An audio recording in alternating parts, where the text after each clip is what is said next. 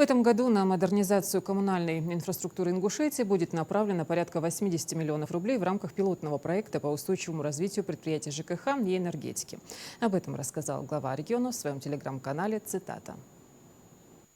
Благодаря участию в программе мы уже достигли хороших результатов. Снизили аварийность, заменили 16 километров изношенных сетей водоснабжения, устранили более 2800 аварий. Создание единого оператора позволило консолидировать ресурсы и эффективно решать проблемы, которые копились годами. Новые средства позволят нам продолжить эту важную работу. 79 миллионов рублей в 2025 году – это существенный вклад в дальнейшее улучшение качества жизни наших жителей. Мы продолжим обновление сетей, внедрение современных технологий, чтобы обеспечить бесперебойную подачу воды и качественное предоставление коммунальных услуг. Важно отметить, что программа рассчитана на долгосрочную перспективу. До 2027 года запланировано дальнейшее финансирование модернизации систем ЖКХ. Это демонстрирует комплексный подход федеральных и региональных властей к развитию коммунальной инфраструктуры на Северном Кавказе. Выражаю благодарность правительству России за эту поддержку. Вместе мы работаем над тем, чтобы обеспечить надежность и качество услуг ЖКХ для всех жителей. Уверен, что совместными усилиями удастся создать комфортные условия жизни для каждого жителя Ингушетии.